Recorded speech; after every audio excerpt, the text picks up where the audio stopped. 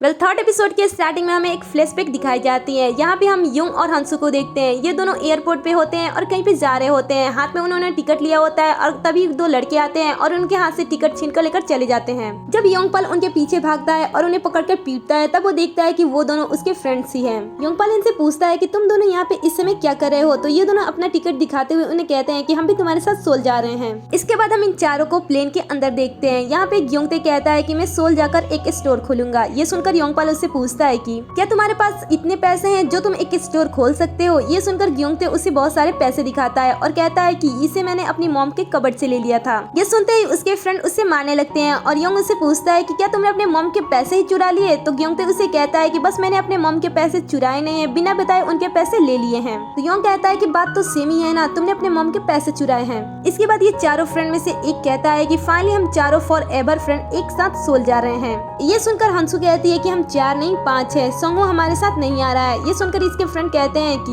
हाँ उसके पास टिकट के पैसे नहीं है, इसलिए वो हमारे साथ सोल नहीं जा रहा है। इसके बाद योंगते कहता है कि जब हम चारों फेमस एंड सक्सेसफुल हो जाएंगे तब हम चारों मिलकर उसे सपोर्ट करेंगे। इसके बाद हम इन चारों को खुशी खुशी सोल जाते हुए देखते हैं। इसके बाद हम योंग को देखते हैं जो कि डेली ट्रेन में धक्के खाकर काम के लिए जा रहा होता है। इधर योंगते की भी हालत कुछ ऐसी होती है। सोल में आने के बाद वो एक रेस्टोरेंट में वेटर का काम कर रहा होता है, जो कि इसे बिल्कुल भी पसंद नहीं आता है। और इन दोनों के अलावा हंसू भी एक जगह पे क्लीनिंग का काम कर रही होती है और इसे भी ये जॉब बिल्कुल भी पसंद नहीं आती है। इन तीनों के बाद हम चौथे फ्रेंड को देखते हैं। इसकी भी हालत यहाँ पे टाइट होती है और यहाँ पे इसके पास पैसे नहीं होते हैं, इसलिए वो अपने बर्थडे के दिन भी अपनी मनपसंद की चीज नहीं खा पाता है। कुछ टाइम बाद हम इन सबको अपने काम में इधर उधर जाते हुए देखते हैं और हम देखते हैं कि इस मोटे से फ्रेंड की शादी भी हो गई होती है और इसकी वाइफ प्रेग्नेंट भी होती है। इनमें से कोई भी फ्रेंड अपने लाइफ को एंजॉय नहीं करता है और साल 2023 में हम हंजू और हंजू की सभी सिस्टर्स को वापस जेजू आइलैंड पे आते हुए देखते हैं। इन सब के बाद सीन प्रेजेंट में शिफ्ट हो जाती है और हम देखते हैं कि हंजू बीच के पास खड़ी होती है और वो पानी को देख रही होती है। दूर से खड़ा होकर योंग हंजू को देख रहा होता है और उसे ऐसा लगता है कि हंजू पानी में कूदने वाली है, इसलिए वो जल्दी से दौड़ कर आता है और इसे बचाता है। बट इस चक्कर में वो पानी के अंदर गिर जाता है। योंग को तैरना नहीं आता है, इसलिए हंजू पानी में कूदती है और उसे बाहर निकालती है। और फिर वो उससे पूछती है कि जब तुम्हें पानी में तैरना नहीं आता है तो तुम फिर पानी में क्यों कूद गए। ये सुनकर वो अपने फेस को छुपाता है और कहता है कि तुम घर चली जाओ। हंसू से कहती है कि एटलीस्ट जाने से पहले तुम अपना फेस तो मुझे दिखा दो, लेकिन योंग कहता है कि नहीं तुम जाओ, मुझे अपना फेस नहीं दिखाना है, मैं अभी एम्बेरस हूँ। इसके बाद हम फिर से एक फ्लैशबैक को देखते हैं। यहाँ पे हम देखते हैं कि हंसू योंग से अपने फेस को छुपा रही होती है और कहती है कि मैं अभी एम्बेरस हूँ, इसलिए मैं अपना फेस तुम्हें नहीं दिखा सकती। और ऐसा ही सेम योंग भी ऐसा ही कर रहा था, इसलिए हंसू उसे कहती है कि ठीक है अगर ऐसी बात है तो मैं घर जा रही हूँ। और इतना कह के हंसू यहाँ से चली जाती है। उसके जाने के बाद योंग अपनी आंखें खोलता है और कहता है कि मैं कितना बड़ा बेवकूफ हूँ, मैं तो उसे बचाने के लिए आया था बट फिर मैं ही पानी में गिर गया। इतना कह के जब वो मुड़ता है तब वो देखता है कि सामने हंसू बैठी हुई है। हंसू को देखकर वो हंसू से पूछता है कि तुम घर क्यों नहीं गई। तो हंसू उसे बताती है कि मुझे तुम्हें कुछ लौटाना था, इसलिए मैं घर नहीं गई। योंग पूछता है कि बताओ तुम्हें मुझे क्या लौटाना था। तो हंसू उसकी तरफ देखती है एंड एग्जैक्ट उसी के जैसे एक्शन करती है जैसा वो पिछली बार उसके साथ किया था।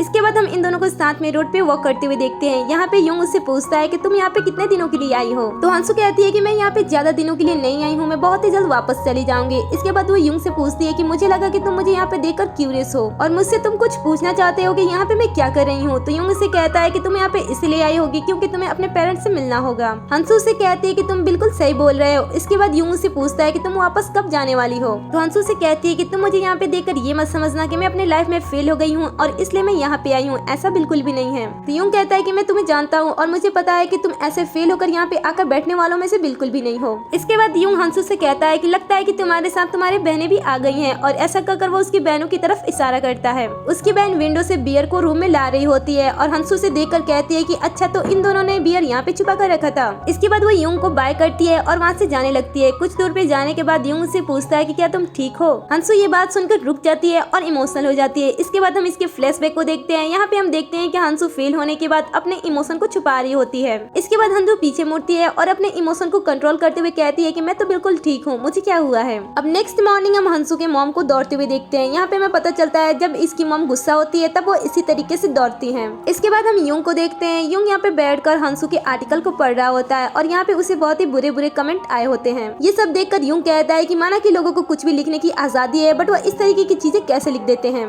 इसके बाद वो यहाँ से जाने लगता है। तभी वहाँ पे उसके डायरेक्टर आते हैं और उसे पूछते हैं कि क्या तुम सोल जा रहे हो। तो योंग इसे कहता है कि नहीं मैं नहीं जाने वाला हूँ क्योंकि मैंने अपने प्लान को चेंज कर दिया है। अब नेक्स्ट सीन में हम उस जगह को देखते हैं जहाँ पे समदल ऑक्शन रखने वाली थी और यहाँ पे सारे फोटोज को उतारा जा रहा था और सारी चीजों को भी रखा जा रहा था। ये सारी चीजें होते हुए देख समदल की 2 असिस्टेंट आपस में बात करती हैं और वो काफी इमोशनल भी होती हैं। आखिर समदल ने कुछ भी नहीं किया था बट फिर भी उसे इतने सारे प्रॉब्लम फेस करने पड़ रहे हैं। ये दोनों आपस में बातें कर ही रहे होते हैं, तभी इनकी नजर जहाँ पे युंग ने साइन किया था जब ये ऑक्शन होने वाला था, तभी ये हंसू को कॉल करती है और उसे बताती है कि मैम आप कैसी हैं। ये कहती है कि मैं ठीक हूँ। उसके बाद वो उसे बताती है कि आपके बारे में जानने के लिए एक रिपोर्टर यहाँ पे आया था। वो बहुत ही अजीब रिपोर्टर था। जब हम उसे आपके बारे में अच्छी बातें बता रहे थे तो वो सुन नहीं रहा था, बस वो आपके बारे में गलत ही बातें सोच रहा था। हंसू इन दोनों से बातें कर ही रही होती है, तभी युंग जोर जोर से आवाज देने लगता है, समदल समदल। आवाज सुनकर हंसू फोन को रख देती है और बाहर निकलने के बाद वो युंग को पंच मारती है और कहती है कि मैंने तुमसे कल रात को कहा था ना कि मैं यहाँ पे हूँ, ये किसी को पता नहीं चलनी चाहिए, इसलिए तुम मेरा नाम मत लेना। युंग कहता है कि हाँ मुझे वो बात याद है। तो हंजू कहती है इसीलिए तुम मेरा नाम जोर जोर से चिल्ला रहे हो, समदल समदल। तो युंग कहता है कि मैं तुम्हें नहीं बुला रहा था, मैं तो बस इस डॉगी को बुला रहा था, इस डॉगी का नाम समदल है। समदल उसे कहती है कि तुम्हें और कोई नाम नहीं मिला था इसका नाम समदल रखने के लिए। तो युंग उसे कहता है कि मैंने इसका नाम समदल नहीं रखा है, यहाँ के जो लोग हैं गाँव वाले उन्होंने इसका नाम समदल रखा है क्योंकि इस जगह का नाम समदलरी है और इसीलिए उन्होंने इसका नाम समदल रखा है। ये दोनों आपस में बात कर रहे होते हैं, तभी युंग को ग्योंगटे की आवाज आती है। वो समदल के पास आता है और उसे प्यार करता है और वो उसे कहता है कि आखिर समदल के साथ इतना कुछ हो रहा है तो वापस क्यों नहीं आ जाती, उसे इस वक्त यहाँ पे आ जाना चाहिए। इतना कह के वो कचरे को आगे फेंकने के लिए जा रहा होता है, तभी युंग उसे रोकता है और कहता है कि लाओ इसे मुझे दे दो, मैं इसे फेंक दूंगा। युंग का ये बिहेवियर ग्योंगटे को बहुत ही अजीब लगता है और वो उसे पूछता है कि तुम अचानक से ऐसा बिहेव क्यों कर रहे हो। इतना बोलकर वो आगे बढ़ता है और कचरे को फेंकता है। तभी वहाँ पे देखता है कि समदल है। वो उसे देखकर पूछता है कि तुम यहाँ पे क्या कर रही हो। तो समदल उसे कहती है कि बस मैं यहाँ से गुजर रही थी। ओके ठीक है बाय, अब मैं यहाँ से जाती हूँ, मैं तुमसे दोबारा जल्द ही मिलूंगी। उसके जाने के बाद ग्योंगटे युंग से पूछता है तुम उसे देखने के बाद बिल्कुल भी सरप्राइज नहीं हो क्या, तुम उससे पहले ही मिल चुके हो। तो युंग उससे मना कर देता है और कहता है कि नहीं मैं तो इससे अभी यहीं पे मिला। इसके बाद ग्योंगटे युंग के पास कॉल करता है और उसे वो बता देता है कि समदल यहाँ पे आ चुकी है। अब इसके बाद हम समदल को रोड पे जाते हुए देखते हैं। यहाँ पे समदल सोच रही होती है कि जब मेरे आने की बात ग्योंगटे को पता चल गई है, इसका मतलब ये है कि अब सारे गाँव वालों को पता चल जाएगा कि मैं यहाँ पे हूँ। ऐसा कहते हुए जा रही होती है, तभी उसकी बहन उसके पास मैसेज करती है। मैसेज में उसने लिखा होता है कि मॉम को सारी बातें पता चल गई है कि हम यहाँ पे किस लिए आए हैं, इसलिए हम दोनों इस समय कहीं पे छुप गए हैं। इसके बाद हम समदल के डैड को देखते हैं। यहाँ पे उसके डैड बस चला रहे होते हैं और यहीं पे समदल की बहनें भी होती हैं। इनके डैड इनसे कहते हैं कि अब तुम्हारे मॉम को इन सब के बारे में पता चल गया है और वो बहुत ही ज्यादा गुस्सा है, आखिर तुम सब यहाँ पे क्यों आई। तो ये कहती है कि आखिर बताइए हम वहाँ पे क्या करते हैं, सबको हमारे बारे में पता चल गया था। हमारे घर के बाहर 24 घंटे रिपोर्टर्स रहते थे जो हमें बहुत ही ज्यादा परेशान करते थे और इसके अलावा जिंदल की शादी एक बड़े से रईस घर में हुई है और उसने अपने सास ससुर के साथ गलत किया है और ये सारी बातें कर रहे थे, इसलिए हम वापस आ गए। जिंदल को अपने बारे में ये बातें सुनकर अच्छा नहीं लगता है, इसलिए वो विंडो खोलकर बाहर देखने लगती है। बाहर वो अपने एक्स हस्बैंड के पोस्टर को देखती है और उसे देखने के बाद मिडिल फिंगर निकालती है। इसके बाद हम जिंदल के एक्स हस्बैंड को देखते हैं। यहाँ पे वो फ्लाइट से कहीं पे जा रहा होता है, तभी वो फ्लाइट के अंदर किसी को लड़ते हुए देखता है। इस लड़ाई को देखने के बाद उसे एक फ्लैशबैक याद आती है। एक बार एक इंसान फ्लाइट में कहीं जा रहा होता है और वो प्लेन में ही तमाशा करना स्टार्ट कर देता है। उसे शांत करने के लिए जिंदल आगे आकर बात करती है और उसे शांत करने की कोशिश करती है, बट ये इंसान तो उसे मारने के लिए हाथ आगे करता है, इसलिए वो उसके पैरों पे मारकर उसे नीचे कर देती है। उसका यहाँ पे ऐसा मूव देखकर उसका एक्स हस्बैंड उसे एक बार में इम्प्रेस हो जाता है। अब घर पे हम समदल को देखते हैं। यहाँ पे अपने मॉम को बात समझाने की कोशिश करती है, बट मॉम उसकी कोई भी बात नहीं सुनती है और उसे इग्नोर करके यहाँ से चली जाती है। इसके बाद समदल विंडो की तरफ देखती है। यहाँ पे उसके दोनों फ्रेंड उसे आवाज लगा रहे होते हैं, लेकिन समदल उन्हें इग्नोर करके चली जाती है। इस पे युंगटे कहता है कि इन सब की वजह सिर्फ और सिर्फ युंग ही है। अगर वो समदल को डेट नहीं किया होता तो इस तरीके से समदल हमारे साथ बिल्कुल भी बिहेव नहीं करती। फिर युंग उसे कहता है कि इस सब को छोड़ो, हमें यहाँ से चले जाना चाहिए, इस समय समदल को अकेले ही रहने दो। दोनों आपस में बातें करते जा रहे होते हैं, तभी वो अपने 5वें फ्रेंड संगदो को देखते हैं। वैसे तो संगदो पहले बहुत ही ज्यादा गरीब था, जिसकी वजह से वो टिकट भी नहीं खरीद पाता था, लेकिन अब वो इतना ज्यादा अमीर है कि उसके पास अभी एक्सपेंसिव कार है। वो उन दोनों से पूछता है कि गाँव में कौन आया है। वो बताते हैं कि गाँव में समदल आई हुई है। ये सुनते ही वो अपनी गाड़ी फास्ट कर देता है और यहाँ से चला जाता है। अब इधर हम घर पे समदल को देखते हैं। समदल डोर को ओपन करके देख रही होती है कि बाहर कोई है तो नहीं। इसके बाद वो कपड़े सुखाने के लिए बाहर आती है। वो यहाँ पे कपड़े सुखाई रही होती है, तभी अचानक से यहाँ पे संगदो आ जाता है।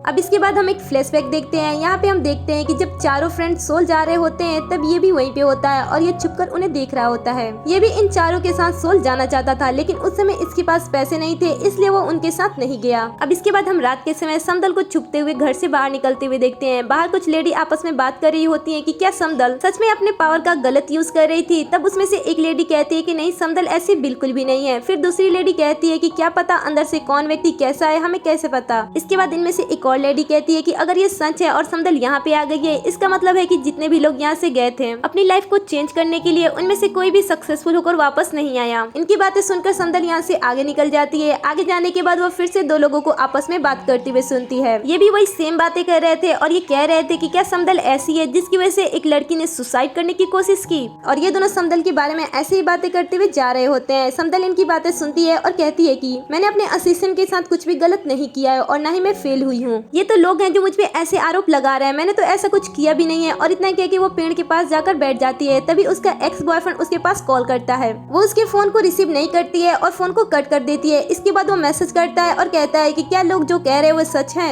समदल इसके मैसेज को पढ़ने के बाद कहती है कि आखिर इसे अब मेरी परवाह क्यों हो रही है। जब हम रिलेशनशिप में थे तब तो ये मेरी इतनी परवाह नहीं करता था। ये ऐसा कह रही होती है। तभी यहाँ पे युंग आता है और उसकी हुड्डी को हटा के कहता है कि तुम यहाँ पे क्या कर रही हो, इस तरीके से यहाँ पे ऐसे बैठी हो, ऐसे तो तुम्हें कोई भी गाँव वाला पहचान लेगा। वैसे तुम यहाँ पे अकेला रहना चाहती हो तो रह सकती हो, लेकिन जब इंसान अकेला रहता है तब उसके मन में और भी ख्याल आने लगते हैं। इससे तुम अपनी प्रॉब्लम से बाहर नहीं निकल सकती हो, इससे तुम्हें और भी ज्यादा नुकसान होगा। ये एक तरीके की बेवकूफी है, इसलिए अच्छा होगा कि तुम इससे बाहर आ जाओ। तो समदल उससे कहती है कि तुम्हारे कहने का मतलब क्या है, आखिर तुम मुझसे कहना क्या चाहते हो। तो यूं कहता है कि तुम उस दिन पानी के पास क्यों खड़ी थी, तुम उस दिन पानी में कूदने वाली थी ना। तो समदल उससे कहती है कि तुम्हें ऐसा किसने कह दिया कि मैं पानी में कूदने वाली थी, और वैसे भी तुमने कैसे सोच लिया कि मैं उतने कम से पानी में डूब के मर सकती हूँ, मैं बहुत ही अच्छी स्विमर हूँ। इसके बाद ये चलते हुए बातें करते हैं और यूं उससे कहता है कि चलो हम अपने सारे फ्रेंड से मिलते हैं और सबको बता देते हैं कि तुम यहाँ पे हो। ये सुनकर समदल मना कर देती है। तो यूं उससे कहता है कि तुमने कहा था कि तुम फेल नहीं हो, तो आखिर लोगों से मिलने में तुम्हें शर्म किस बात की है, तुम लोगों से छुप क्यों रही हो।